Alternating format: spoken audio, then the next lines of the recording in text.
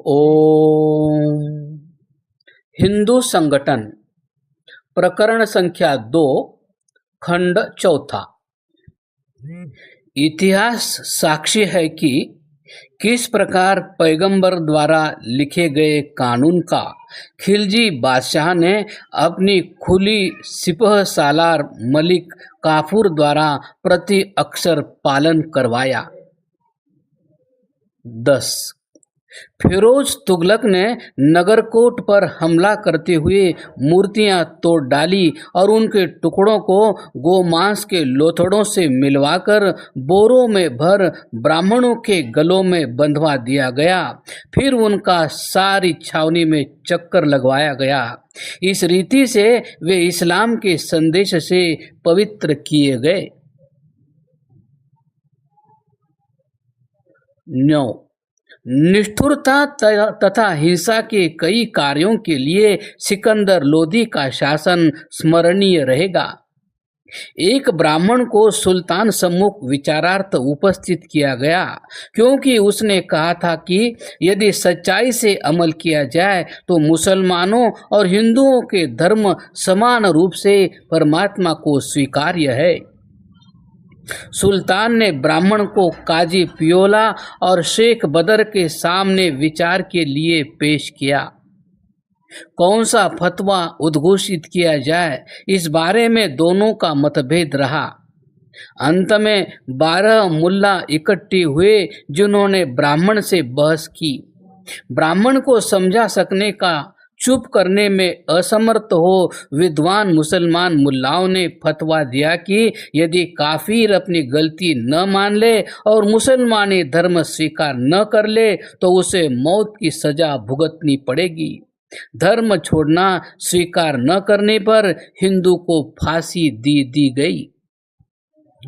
सन 1504 ईस्वी में मुंदरील पर कब्जा करके सिकंदर लोदी ने हिंदू मंदिरों को नष्ट कर डाला और उनके स्थान पर मस्जिदें बनवाई। 1506 ईस्वी में सिकंदर ने हरवंत नगर जीत लिया, राज की छावनी नष्ट कर डाली और हिंदू मंदिरों को ढवाकर उनकी जगह मस्जिदें बनवाई। सन 1506 में वह नरवार में 6 मास तक मंदिर तुड़वाता और मस्जिदें बनवाता रहा। सिकंदर लोदी के बारे में फरिश्ता लिखता है, मुसलमानी मजहब में वह गहरा विश्वास रखता है और उसने सब मंदिरों को तुड़वाने का पक्का इरादा कर लिया है। मथुरा शहर में नहाने की पौड़ियों के सामने जहां से नदी का रास्ता जाता था, मस्जिदें और बाजार बनवाया और हुक्म दिया कि कोई हिंदू वहां नहा नहीं सकता। शहर निवासियों की दाढ़ी और सिरों के बालों को काटने की नाइयों को मुमानियत कर दी गई, जिससे वे ऐसी तीर्थ यात्रा में अपनी विधियों को पूरा न कर सके। गद्दी पर बैठने से पहले एक बार उसकी एक संत पुरुष से तकरार हो गई, जिसने कहा था कि शासक को यह शोभा नहीं देता कि वह प्रजा को उसके धर्म के पालन से रोके तथा युगों से जिन स्थानों पर आकर वे नहाने के अभ्यासी हो गए हैं वहां उन्हें नहाने से रोका जाए। शाहजादा सिकंदर ने म्यान से तलवार निकाली और कहा, क्या तुम हिंदू मजहब को दुरुस्त ठहराते हो? थोड़ी देर के लिए मैं यहाँ पर रुककर पाठक से कहना चाहता हूँ कि वह भारत में मुसलमान बादशाहों की क्रूर कट्टरता द्वारा हिंदू धर्म के प्रति किए गए नुकसान की गहराई को अनुभव करे। इस पर भी क्या कोई आश्चर्य है कि लाखों और लाखों हिंदू इस्लाम में जबरदस्ती ले लिए गए और उनके उत्तराधिकारी करोड़ों की गिनती में पहुंच गए। ईसाइयत द्वारा जबरदस्ती धर्म परिवर्तन। भारत में सर्वप्रथम आने वाले ईसाई पादरी जिन्होंने पूरे जोश से ईसाई बनाना शुरू किया, जेसुइट लोग थे। यूरोपियनों में पुर्तगाली या ओलंदेज लोग ही सर्वप्रथम थे जो वास्को दो गामा के पथ प्रदर्शन में दक्षिणी भारत में उतरे और ये सारे मलाबार तट पर अधिकार कर लिया था। ईसाइयत को मानने वाले कुछ आदमी उसे मिले, परंतु उनकी ईसाइयत में इतनी अधिक बुतपरस्ती मिली हुई थी कि उस समय का ईसाई शासक कांप गया और उसने फ्रेंसिकन पादरियों को भेजा, जिससे उसकी मूर्ति पूजक प्रजा में सच्चे धर्म का फैलाव हो सके। जेसुइट्स एक पूरा इतिहास शीर्षक के महत्वपूर्ण ग्रंथ में जर्मन राजनीतिक पत्रकार थियोडोर ग्रिंसिगर ने भारत में रोमन कैथोलिक ईसाई पादरियों के संबंध में एक स्पष्ट वर्णन किया है। इस सहजगम्य ऐतिहासिक ग्रंथ का जर्मन भाषा से अंग्रेजी में अनुवाद श्री ए.जे. Smith MD. ने किया है। पुस्तक का प्रकाशन इंडिया ऑफिस लंदन के प्रकाशक W.H. एलन एंड कंपनी ने सन 1892 में प्रकाशित किया है। इसी पुस्तक से मैं बहुत से उद्धरण दूंगा। इस तरह के काम के लिए फ्रेंसिस्कन्स बहुत असल सिद्ध हुए। मालूम हुआ कि धर्म परिवर्तन या मूर्ति पूजा के प्रति कार्य करना उनके बस की बात नहीं। यद्यपि गवर्नर वायसराय अल्फांसो अलबुर्क ने फौजी ताकत की सारी संगीनें उनकी मर्जी पर छोड़ दी थी। भारतीय वैसे के वैसे ही रहे और अपने देवताओं की, अपने पिताओं तथा पूर्वजों की रीति से पूजा करते रहे। यद्यपि कुछ थोड़े से फौजी दबाव से पोप के अनुयायी बन गए थे, परंतु जनता में अधिकतर हिस्सा ब्रह्मा और विष्णु की उपासना में ही लगा रहा। यह हालत देर तक नहीं सही जा सकी थी और पुर्तगाल के जॉन तृतीय, जो 1521 से 1557 तक राज्य करता रहा, इससे बेचैन हो गया और सोचा उसके नए प्राप्त किए हुए प्रदेशों के निवासी सच्चे पुर्तगाली प्रजाजन नहीं बन सकते जब तक वे उसी प्रकार के सम्मुख दंडवत न लेटे जिसके आगे पुर्तगाली घुटने टेकते हैं। इस काम के लिए फ्रांसिस जेवियर सर्वश्रेष्ठ व्यक्ति था, क्योंकि उसमें धर्म परिवर्तन का जोश दूसरे सब विचारों को जीत लेता था। वह भारत में आया, उसके साथ पोप की आज्ञाएं भी आई, जिनसे उसे संपूर्ण भारत में रोम के पोप के प्रतिनिधि की स्थिति मिल गई तथा एशियाई देशों में पुर्तगाली अफसरों के ऊपर संपूर्ण व्यावहारिक प्रभाव डालने का अधिकार मिल गया। अंत में एक तीसरे फरमान द्वारा बादशाह जॉन तृतीय ने आशा अंतरिम से गंगा तक के सब बादशाहों, राजाओं और सरकारों से उसकी विशेष सिफारिश की थी। फ्रांसिस जेवियर 6 मई 1542 को गोवा में उतरा। यद्यपि शाही साजो सामान तथा राजकीय भवन उसकी इच्छा पर गवर्नर ने छोड़ दिए थे, परंतु उसका ख्याल सबसे पहले स्वयं अस्पताल पहुंचने का हुआ, जिससे कि वह स्वयं बीमारों की देखभाल कर सके और उसकी अपनी देखरेख लायक साधन जनता के दान से एकत्र हो सके।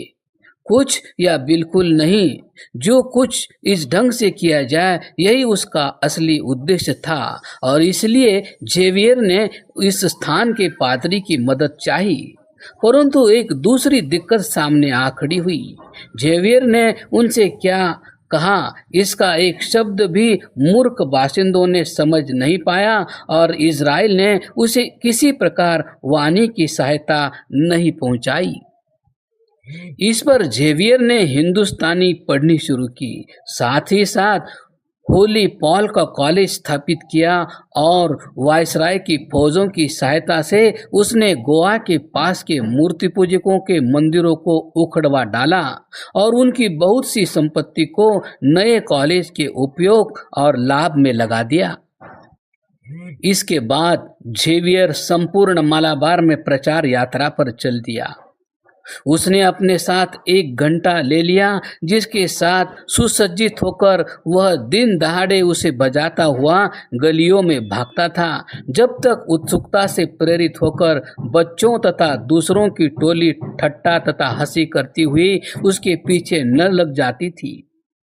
जब उसे इस प्रकार काफी गिनती में श्रोता मिल जाते तो वह एक बड़े पत्थर पर खड़ा होकर लैटिन, स्पेनिश, इटालियन और फ्रेंच भाषाओं के टुकड़ों से मिली हुई देश की भाषा में दोनों हाथों तथा पैरों को विचित्र ढंग से हिलाता हुआ उपदेश देता था।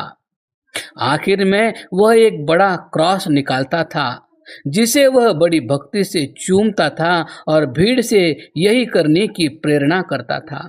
जो कोई यह कर लेता था उसे वह एक सुंदर गुलाब का फूल भेंट में देता था। वह हजारों गुलाब के फूल पुर्तगाल से लाया था। यह उसके तरीके का पूर्वार्ध ही था। उत्तरार्ध अधिक प्रभावक था। वह सरकार से मांगी हुई पुर्तगाली फौज की मदद से देसी लोगों के मंदिरों को तुड़वा डालता था और उनके स्थान पर सूली पर चढ़े ईसा मसीह की मूर्ति के साथ ईसाई गिरजों को बनवा देता था और उनके पड़ोस में बांसों की एक सुंदर इमारत बच्चों की शिक्षा के लिए बनवा दी जाती थी। उन्हें ईसाइयत के सिद्धांतों से परिचित कराने के स्थान पर वह उन्हें प्रभु की प्रार्थना मंतव्य के साथ पढ़ाता था और उन्हें समझाने की कोशिश करता था। अंत में विनयपूर्वक उनकी बाहों से क्रॉस छुआता था। इन्हें बपतिस्मा लिए हुए मान लिया गया, परंतु यह सिलसिला बहुत धीमे चला। जेवियर ने अपने गुरु जेसुइटवाद के संस्थापक इग्नातिन लियोला से और अधिक सहायक मंगाए। 20 से अधिक सहायक भेजे गए और जब जेवियर के लिए इकट्ठे ईसाई बनाने का काम सहज हो गया, अगले 6 सालों में जिन जिन स्थानों में पुर्तगाली झगड़े की हुकूमत थी, पुर्तगाली झंडे की हुकूमत थी, वहाँ छोटा या बड़ा स्कूल कायम हो गया। धर्म परिवर्तन का मुख्य अखाड़ा गोवा का कॉलेज रहा, जहाँ यूरोप से सहायकों के आने पर जेवियर ने फौजी ताकत से हिंदू सभ्य समाज के 120 लड़के इकट्ठे कर लिए, जिससे कि वे भविष्य में अपने देशवासियों को ईसाई बना सके। पुर्तगाली संगीनों ने तथा उनसे भी अधिक इनके भय ने इस दिशा में बहुत परिणाम दिखलाए। इस तरीके से जो ईसाई बनते थे वे मंतव्य को दोहरा सकते थे, मामले के संबंध में कुछ जानकारी सीख सकते थे, जिससे वे जुलूसे में भाग लेते थे और दूसरे बाहरी समारोह में हिस्सा ले सकते थे। परंतु जब ईसाई पादरी उस जगह से विदा हो जाते थे तो ब्राह्मणों को उन आदमियों के पुराने धर्म में जिसमें वे पाले और पोसे गए थे लेने में कोई दिक्कत नहीं होती थी। यह वास्तव में उनको बेचैन करने योग्य उन्माद रोग था। जेवियर का एक साथी आउटऑन क्रिमिनल, जिसने कन्याकुमारी में ईसाई बनाए थे, इस पर ब्राह्मणों के विरुद्ध क्रुद्ध बहुत हो उठा कि उसने उन पर बहुत ही पाशविक अत्याचार किए। इस पर हताश होकर इन अपराधी और गोवा के गवर्नर से प्राप्त कुछ सिपाहियों के विरुद्ध उन्होंने मदद की पुकार मचाई। यह जनता के उस श्रेणी के आदमी थे जो अल्पमत वाले पुर्तगालियों की अधीनता में नहीं आए थे। परिणामतः एक लड़ाई हुई जिसमें वे अपराधी सब पुर्तगालियों के साथ मार डाले गए। इसी समय लंका में कांडी राजा को अपने बाहों में क्रॉस लेकर जेवियर की आज्ञा से जबरदस्ती हथियारों के दबाव से ईसाई होने के लिए बपतिस्मा लेना पड़ा। उसके सरदारों और सूबेदारों को आदेश दिया गया था कि यदि वे बपतिस्मे की कार्यवाही में अड़चन डालेंगे तो उनकी संपत्ति जब्त कर ली जाएगी। ईसाइयत में हजारों को इस तरीके से प्रतिदिन ले लेना बड़ा आसान था। इसके बाद कुछ समय तक कोई पादरी अपनी कारस्तानी दिखाने नहीं आया। ब्राह्मणों ने कड़े मुकाबले से अपनी स्थिति मजबूत नहीं की, अपितु बहुत बुरा असर हुआ, क्योंकि फ्रांसिस जेवियर ने मौके का लाभ उठाकर स्पेनिश इंक्विजिशन, पोप के विरोधियों का विचार करने का विचारालय के ढंग का एक धार्मिक न्यायालय कायम कर दिया। इस पर बिना किसी विरोध के इसी का प्रभुत्व था। पुर्तगाली हथियारों की मदद से ईसाइयत के प्रचार में किसी तरह की बाधा पैदा करने वाले या बपतिस्मा लेने वालों देसी लोगों को दोबारा उनके पुराने मूर्ति पूजक धर्म में लेने वालों के विरोध में अत्यंत भयंकर अत्याचार करने लगा। इस तरह से असंख्य ब्राह्मण और खास तौर से उनमें धनी व्यक्तियों ने जल्लादों के हाथों अपनी जानें गंवा दी या समाज के लाभ के लिए संपत्ति के छीने जाने के डर से वे राज्य से निकाल दिए गए। वास्तव में स्त्री स्वभाव के हिंदुओं पर दबाव डाला गया कि वे इनक्विजिशन की कैद से परिचय प्राप्त करने के स्थान पर बपतिस्मा ले लें अथवा धीमी आंच पर जिंदे भूने जाने का खतरा उठाएं।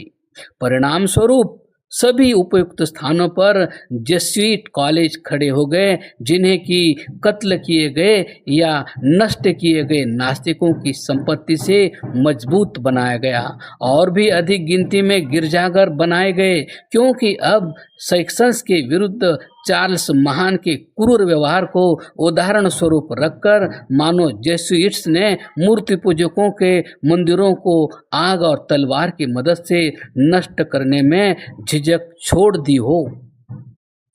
ईसाइयत की क्रूरताओं के दृष्टांत अधिक देना व्यर्थ है।